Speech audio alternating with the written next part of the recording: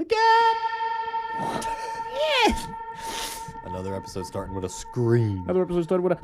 Speaking of, Scream 7 is getting review bombed hard. Apparently it sucks, Yep, though. nobody likes it. Apparently it's, like, really bad. Apparently they brought back Matthew Lillard Yeah. as a deep fake. Like, he's not actually in it. I mean, he's in it, but he's not in it. Like, his character is still not in it. He's like a deep fake. Whoa, what, the lipstick in my Valentino white pants? Deep fake in my Valentino. No, but apparently the best part of it was they showed the Scary Movie 6 teaser before it. And that's what people are saying is the best part. Well, yeah. Because they didn't plan it. Scary Movie 6 is going to be better than Scream 7. Yeah. Yes. Anyway. Yeah, apparently it's not just getting review bombed. It just straight up It sucks. just sucks, yeah. But somebody said that it was worse than Halle Berry's Catwoman. That's... Oof. Yeah. Yeah. Yee, scream!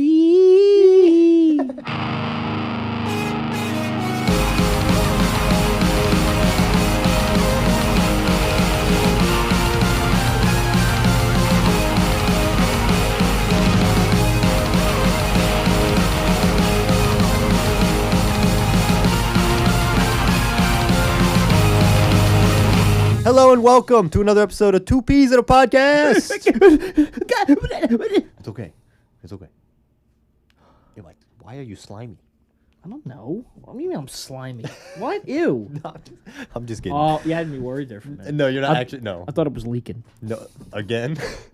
Not again. Not again. Yes, hello and welcome back to Two Peas in a Podcast. We had a good one today. We're talking about two of the best movies of last year. Yeah, because you're never going to believe this, folks. We finally watched each other's favorite movie of 2025. Yes. Which means him, this guy over here on my left. With the big nose that you can't tell. With the big nose and the poo-poo glasses. Yes. Watched Sinners. Yes, I did. Finally. Yes. I finally watched Frankenstein. Yes. And then we did not say anything to each other about our feelings. We did not. We watched the said movies nothing. and ignored each other. Yes. Because we hate each other. No, I'm just kidding. We were saving that for this episode, but yes, this episode we are going to be talking about Sinners and Frankenstein. And this episode is not only because we both wanted to watch those movies anyway, but it's because Sinners is your favorite movie of last year. Yeah. Frankenstein is my favorite movie of last year. Yeah. And also they're both nominated for a bunch of Oscars. Including Best Picture. Yes. So now we've both understand why they were nominated for those categories. Yes. I do, yes. Especially with Frankenstein. Yes. But yes, so we're going to get into our discussions. Which one do you want to start with? I mean, Sinners has been out the longest. So do you want to start with Well, Sinners? I'm going to start with Frankenstein. Okay. Because I'm going to go into this saying I really originally didn't really have a desire to watch Frankenstein in the first place.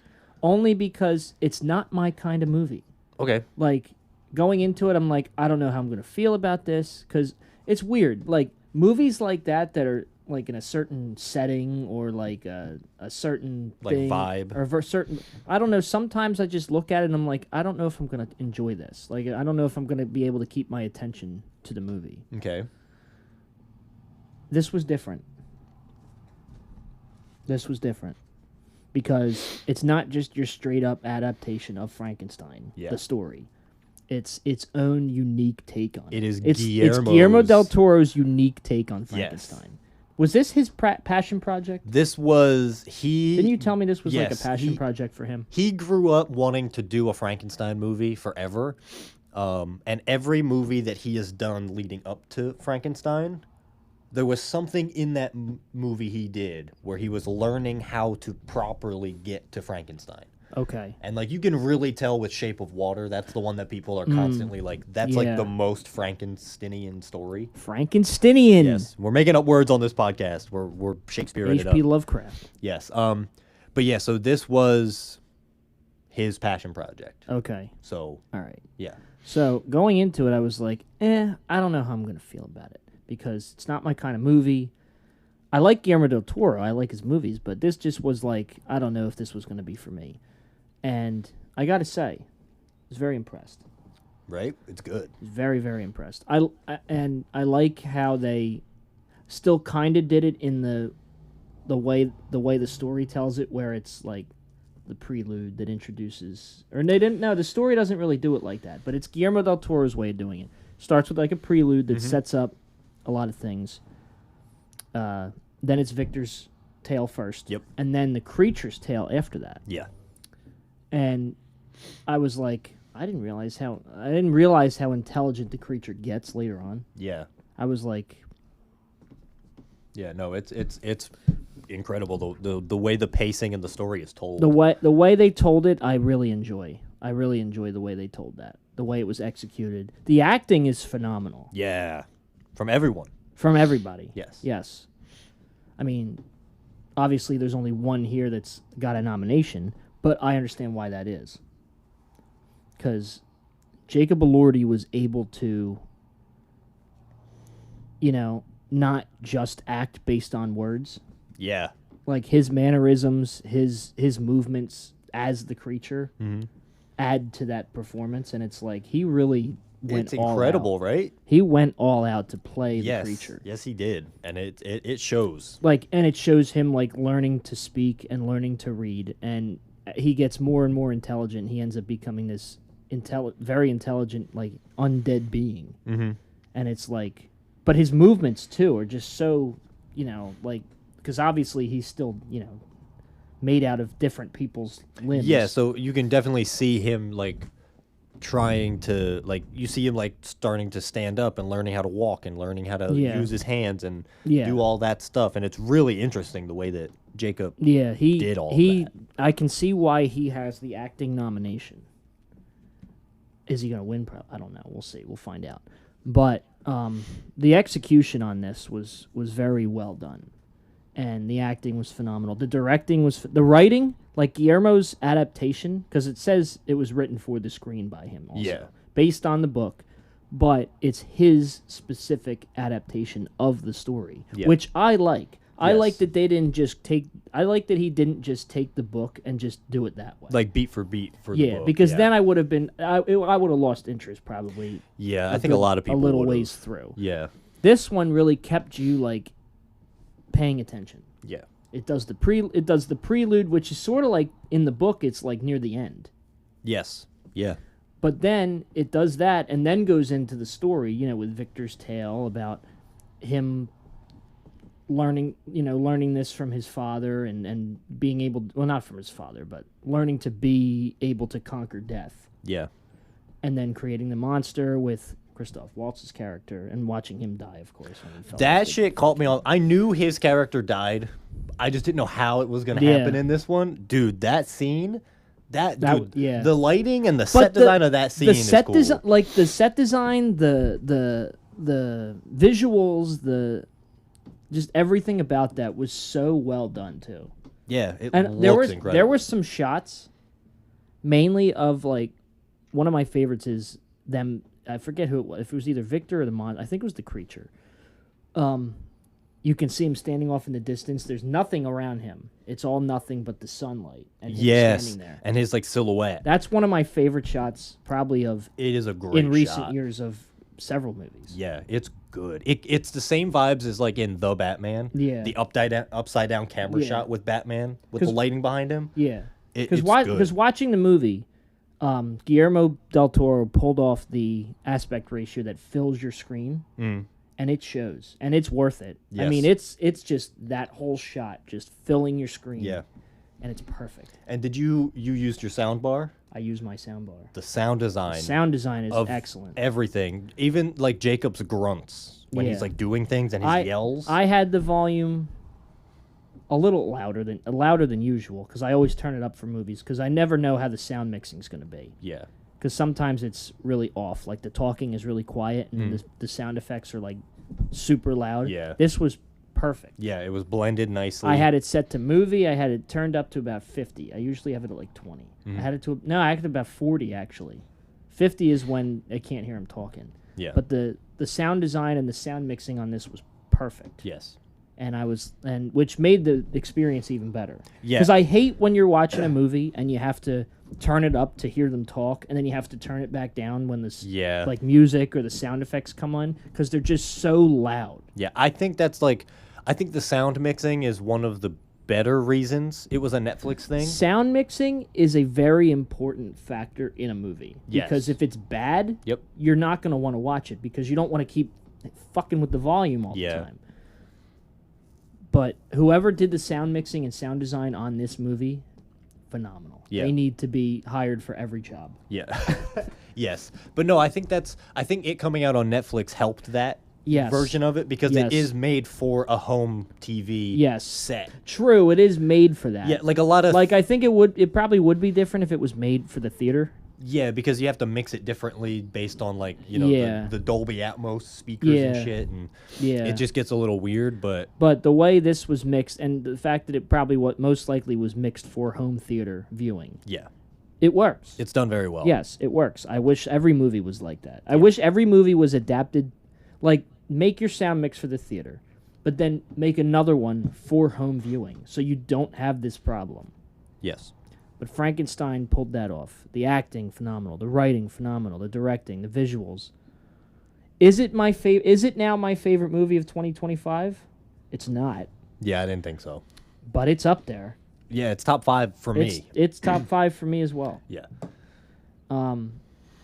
Just and a lot of the other performances too. From Oscar Isaac was Yeah. phenomenal in it. Maya Goth, Yeah, also very good. She played 2 roles. I didn't know that. Yeah. She played his mom at the beginning. Yep.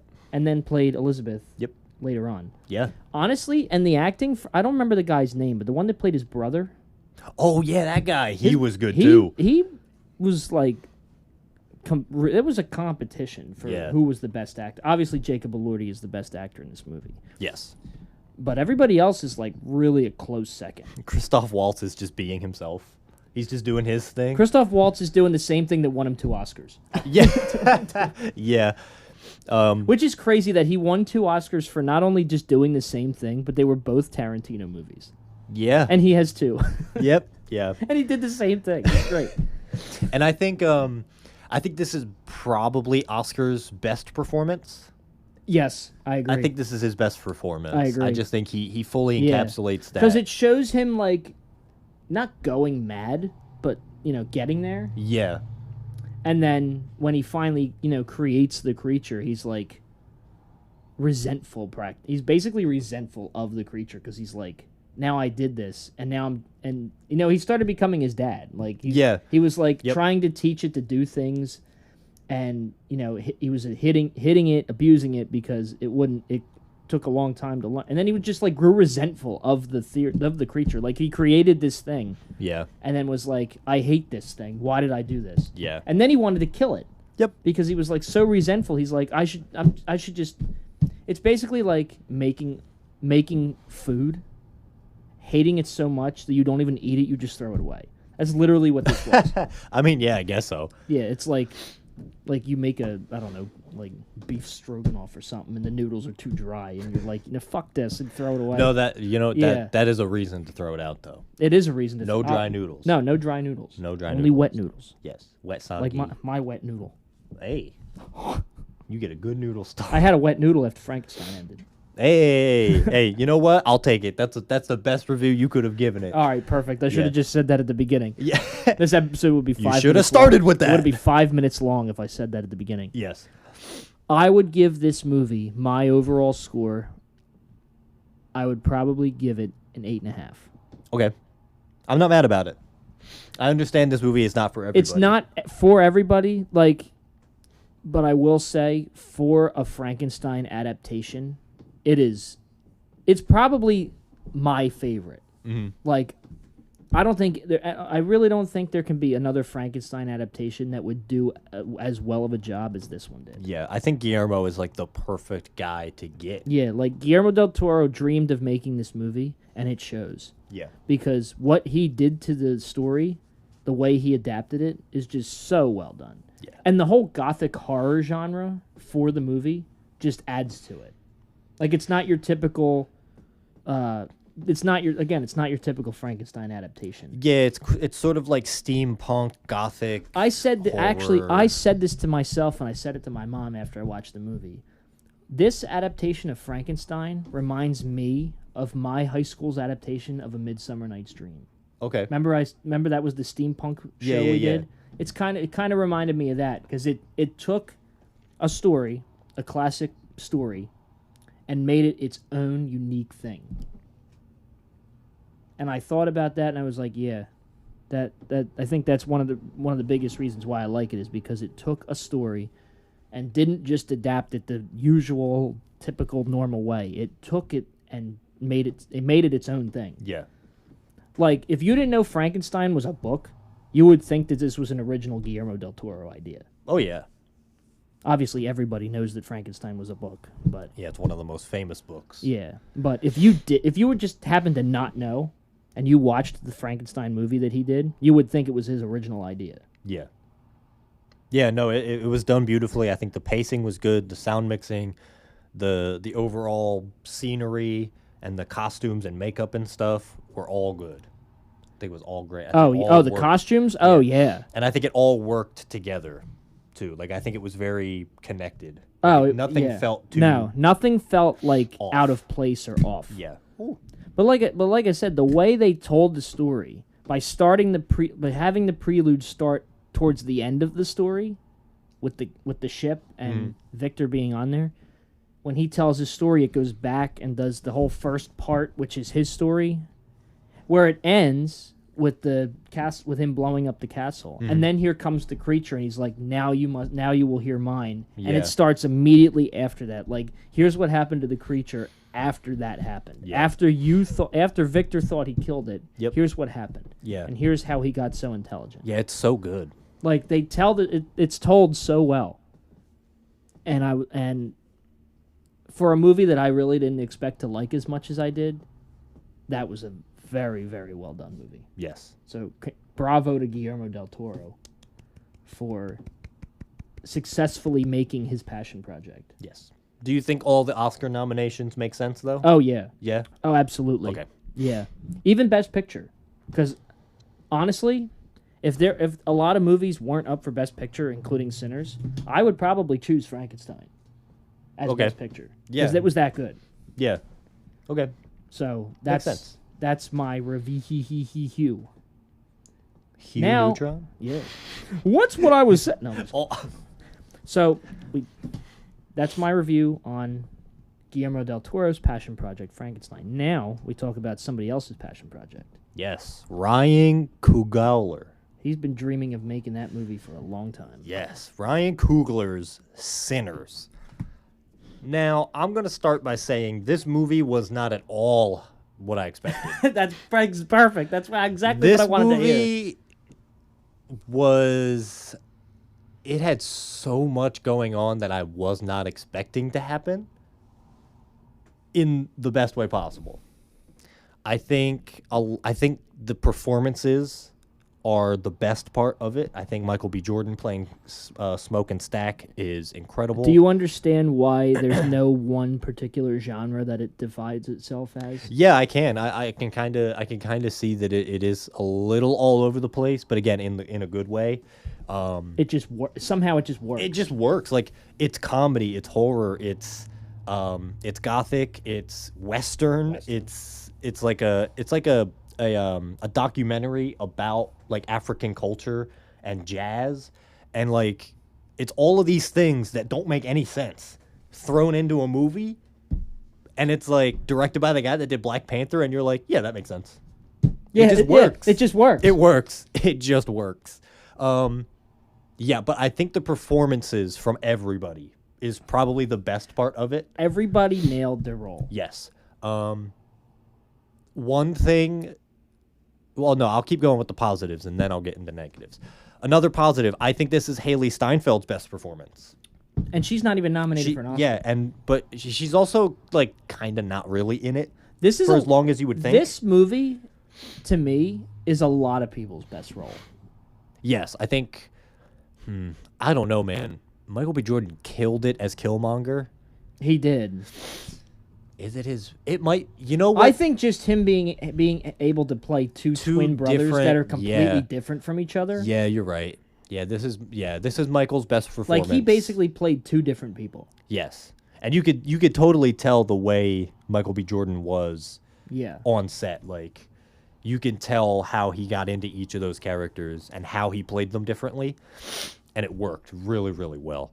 I think the one new guy, Miles Cat. Miles Catton, he is good. Oh, he's basically the lead role. Yeah, I can definitely see him becoming a big star. Now that was actually him singing and playing the guitar too. Oh yeah, that's no, not, I that's believe not it. dub. That's all him. I believe it.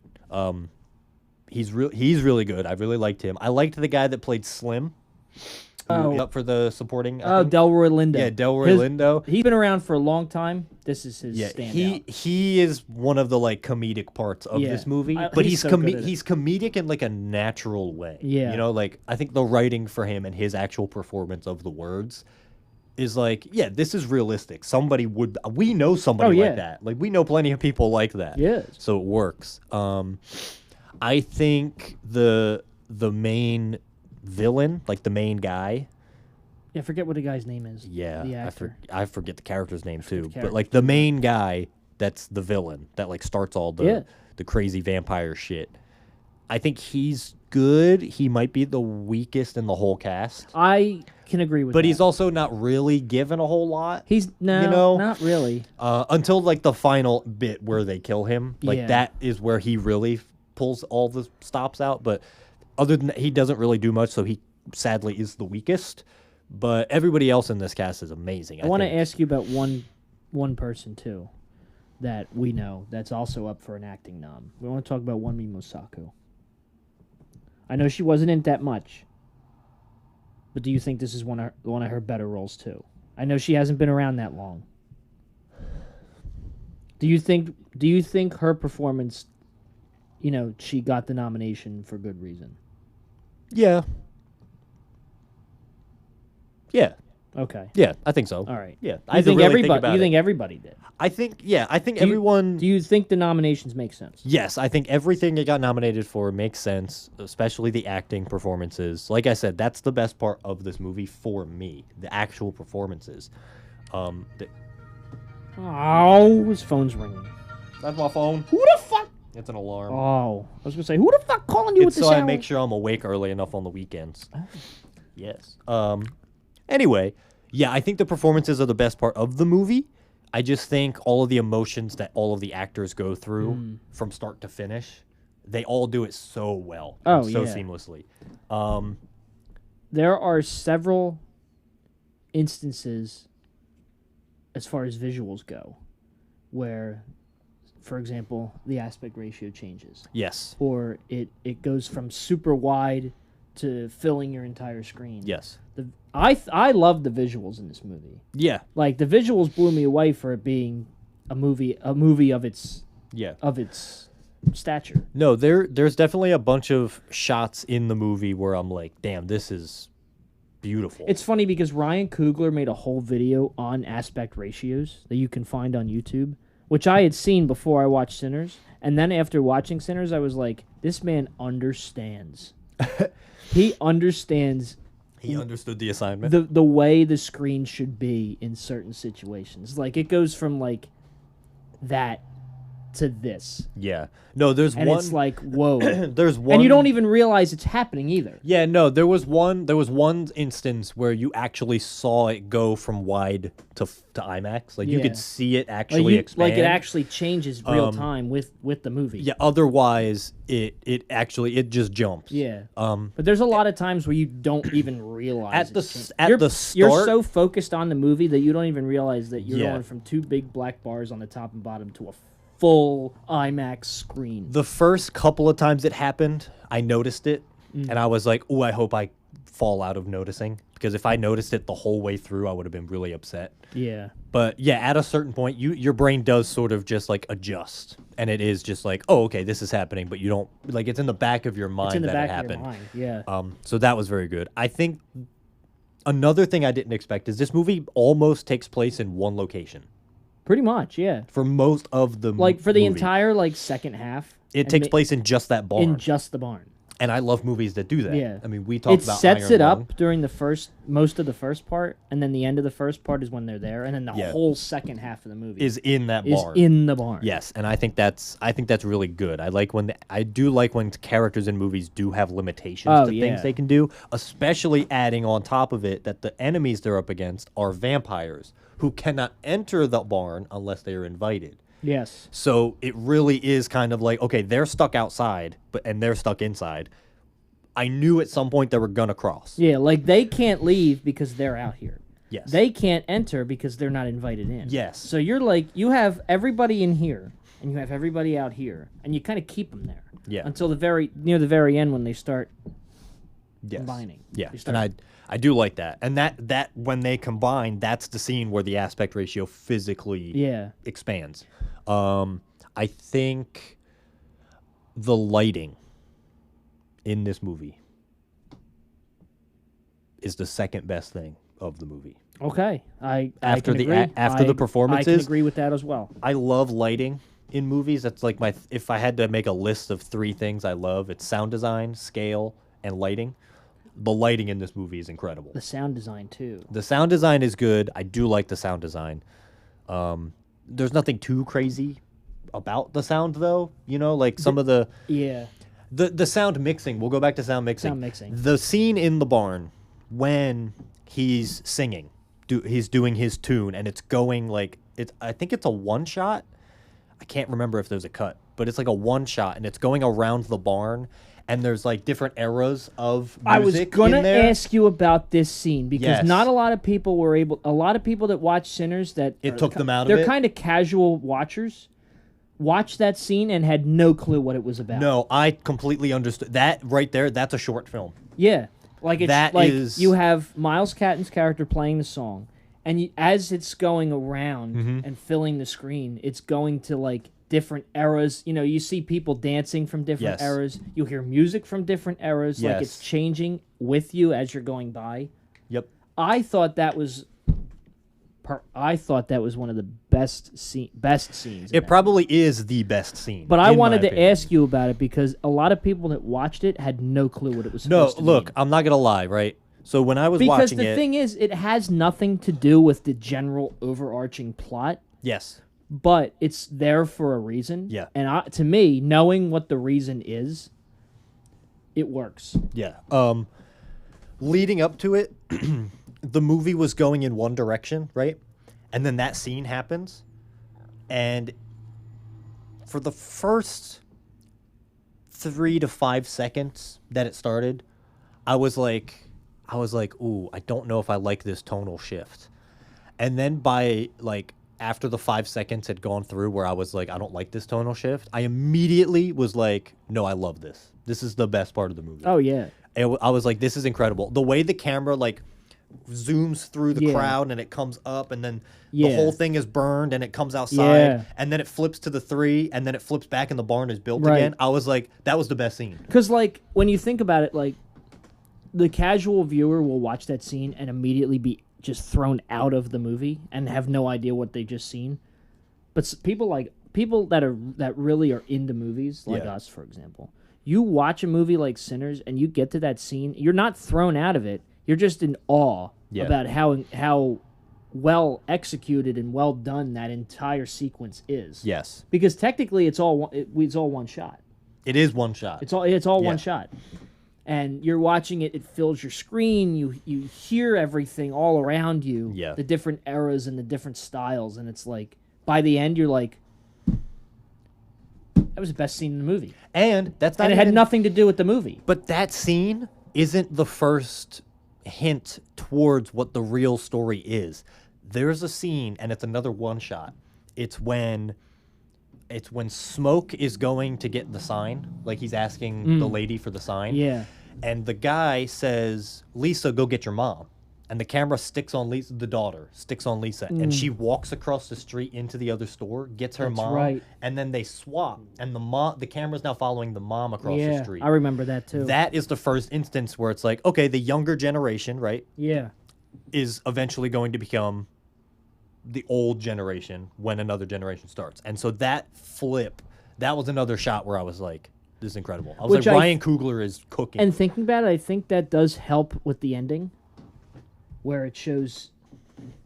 What is his character's name? Miles Catton's name. I forgot what it was. When it shows him as an old man. Yeah, he's just preacher's boy. In the post-credits scene, that's what that was. Yeah. Or like a mid-credits. I think I was gonna bring this up. I think that scene, the post-credit scene, I think that is what Ryan Coogler used to convince the studio to get the movie made. I think that scene right there is the layout for like Ryan Coogler was like, I'm gonna show you this, and then if you need any questions answered, I'll answer them. Well, it's true because you think about it. I don't know if this is overanalyzing it or not, but you think about it. It's like Miles Catton started out as the younger generation, right? Mm-hmm. Surrounded by the older generation like Smoke and Stack and Slim and all them, right? Then mostly everybody turns into a vampire. Yep. Spoilers, by the way. So I hope people have seen Sinners by now. By the end of the movie, Miles Catton is now the older generation, and the previous older generation is stuck in that forever young cycle because they're vampires. So it kind of swaps a little bit. Yeah. I don't know if this is overanalyzing it or not, but I think that hint was trying to be given in those one shots. Yeah, I think so, and it does really work. I don't know. Again, I don't know if this is just overanalyzing it. So if anybody wants to correct me if I'm wrong, put it in the comments and just. No, I mean I kind of see it though, because I can see it though. Because there's also a lot of people that are in that older generation, in real life, that are trying to stay young. You know, like it's about like some people want immortality, but is that really something you do want after you get it? Yeah. And I think that is another meta commentary. Again, and the reason I bring that up is because of the fact that this movie is genreless. There's no specific, like, you could say that theory and it could be right because there's no genre for this movie. Yeah, I think that is kind of like it's one of those where it's like it ends and it's like whatever the audience took away from that is the ending. Yes. For them. You know, everyone's going to come whatever out of this you movie took away from from that movie by the end of it, that's what it was. That's what it was to you. Yes.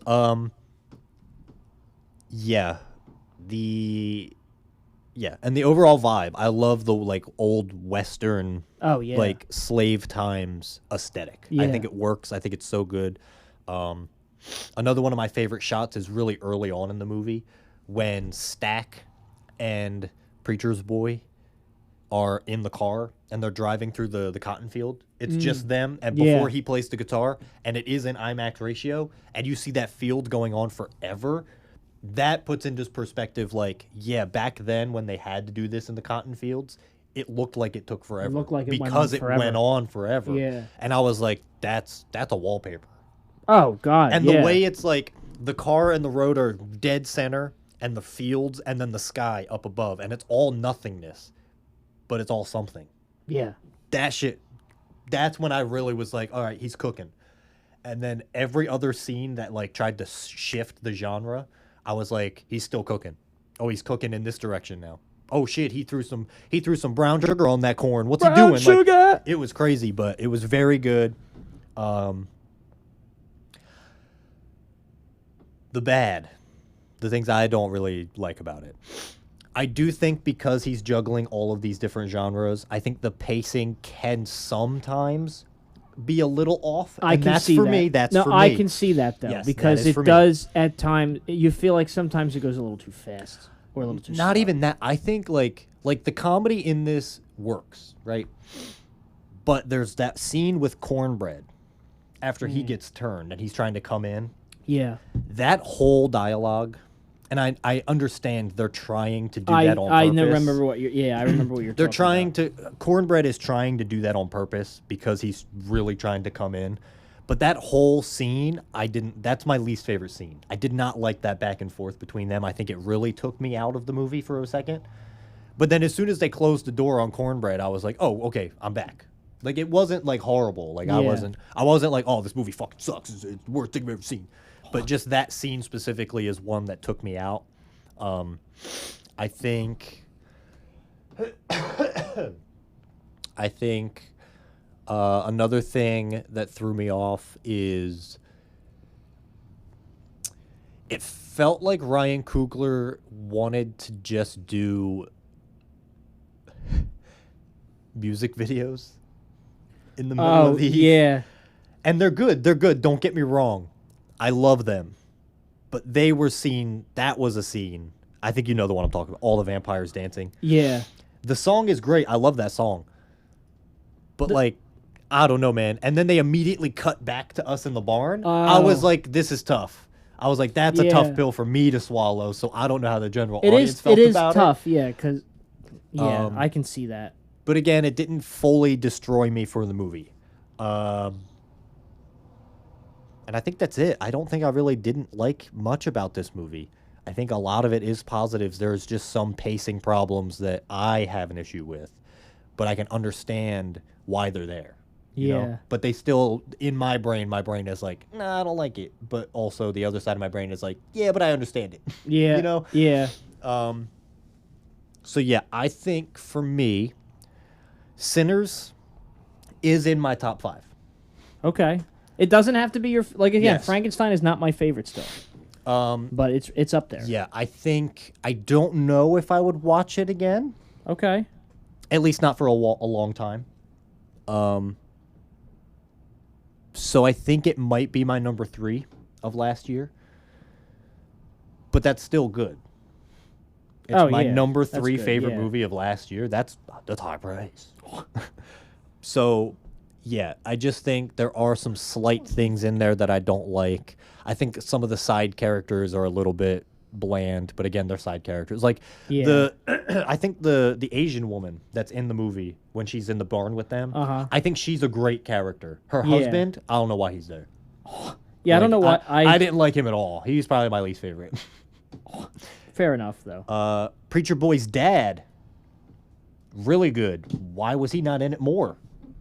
So that also was upsetting for me. God, I don't know what's in my throat. But yeah, overall, I'd probably give this movie a 9. Really? Okay. Yes. It's very good. Take a 9. I'll say this. Is it the best movie of last year? I could be convinced. Is it my favorite? No. It is my third Frankenstein favorite. is your favorite. For me, my top 3 would go Frankenstein, Superman, and then Sinners. You know, I forget about Superman, too. Yeah. And Fantastic Four came out. I think Frankenstein would be my... Because there is Fantastic Four, too. Did you like One Battle better than Frankenstein? Because One Battle was another one. Right, I did watch One Battle After Another, didn't I? Yeah. You know, that's tough. That's tough. Are they on, like, the same page? I feel like they're on the same tier. Yeah. To me. Oh, wait, I didn't write. Like, Sinners is obviously number 1.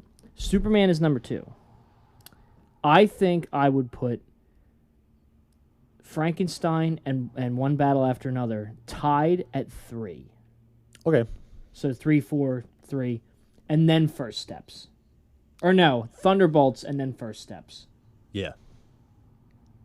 So that would be mine. I think Frankenstein kind of pushed First Steps to number 6, but that's also because One Battle and Frankenstein are kind of tied at 3. So like Sinners, Superman, Frankenstein / One Battle, Thunderbolts, First Steps. Gotcha. Yeah, no, that's probably mine. I would go Frankenstein. I do think Thunderbolts was a little better than First Steps. Yeah, I think my top 5 would probably go Frankenstein, Superman, Sinners, Thunderbolts, then First Steps. Yeah.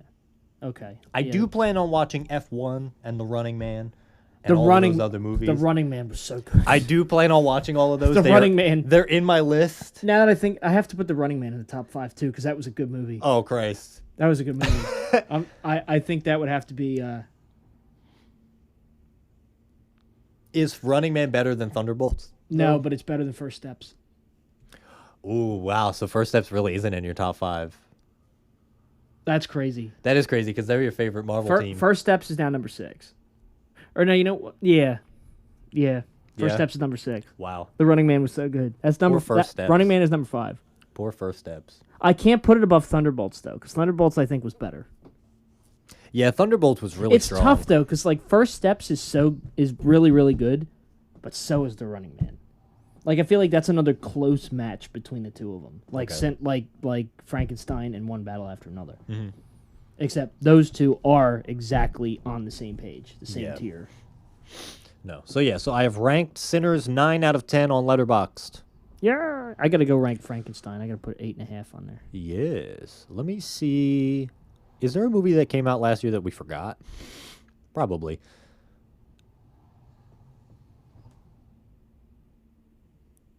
Ooh, Jurassic World Oh, I didn't watch that. and K-pop Demon Hunters. Oh, I forgot about that too. Oh, Megan 2.0. That's clearly the best of last year. Oh, yeah. Megan 2.0, the best movie of 2025. No, I think my list stands where it's at. Okay. I think that's yeah. Yeah, Frankenstein, Superman, Yeah. Sinners. I think that's what I Thunderbolts. think. Actually, I'm going to go get my phone over there. Go do it. Yeah, that would be my top 5. And you know what? I'm going to write it down in my notebook just so I have it. Patrick, write that down. I'm writing it. I'm doing it. I'm doing it. And some of these. And some of these. Let's see if I'm logged into this time. Oh, I am. 5 So, let's see. movies. I spelled it wrong. Sinners, I've rated 5 stars. One Battle. Did I rate One Battle? No, I didn't. One Battle. Number 1, Frankenstein. One Battle. I'm gonna give. Actually, you know what? I'm gonna give One Battle 4 stars. Ooh. And where is it? Where are you? Where is it? Where is it? Where is it? Magnificent. Magnificent. And I'm gonna give Frankenstein. So I gave One Battle 4 stars. I'm gonna give Frankenstein 4.5. You know what's crazy? What? You? Man, right? Man. Did I like Novocaine better than First Steps? Oh. First steps. Leave in the top 5 real quick. Yeah, man. Because looking Why? back, I want 4.5. Ooh.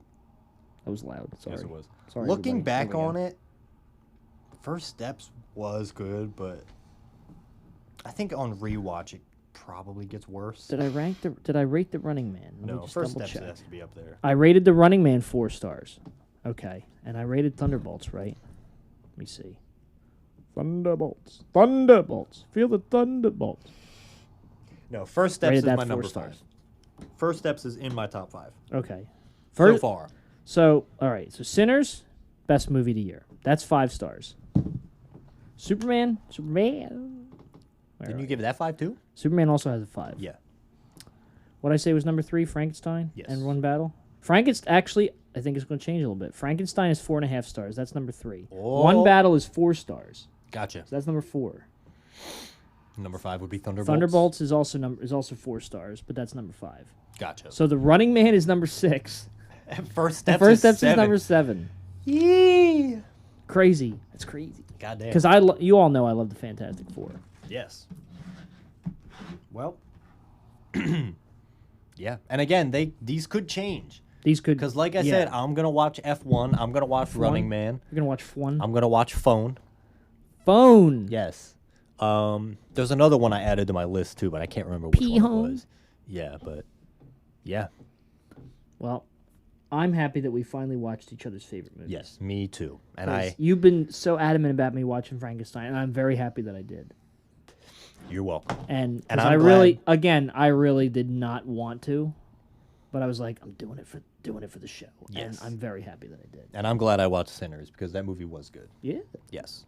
See, you see. Would Oh, you don't see it? No, I did see it. Oh, okay. Oh. me too. Oh, whoa. Whoa. All right, well, that does it for this episode, I guess. We'll keep it kind of short, but Yeah. just wanted to talk about that. Yes. Let's talk about it. Let us know what you guys thought about Frankenstein and Sinners. What was your top 5 favorite movies of last year? And go follow us on socials. You can follow us on Instagram at Fongie Corporation. You can also go to the YouTube channel, Fongie Corporation, because there is going to be some stuff up there. There's already stuff up there. Yes. So It's look forward to original. that. And as far as we know right now in this moment, we are going to be doing an Oscars watch party live stream on the YouTube channel I on think the 15th. yeah. So unless something changes, again, go follow the Instagram to be updated on that. But as of right now, that is the plan, to do a live stream for the Oscars. Enough monkey business. Do it already. But yes, so go follow us on socials to stay updated on all of that kind of stuff. Go listen to Square Guy and the Predators. You can also get some physical media, CDs, and vinyls of some of the most of the albums. And I do have more planned. I just Yes. have to get them set up. Go to Elastic Stage. There is more planned. It's in the link tree. It's in the link in the bio of all the socials. Go so look. click in it. Go look at it. Go look Get at what you want. And tune in next week where we're going to be ranking all of the X-Men movies. Yes. In preparation for Doomsday. Let you Yeah. guys know where we stand on the X-Men live actions. So You'll be pretty not surprised. yeah, probably. But yeah, that does it for this week. Have a blessed week, and we'll see you in 7 days. See you later, alligator. Wah, wah, wah, wah.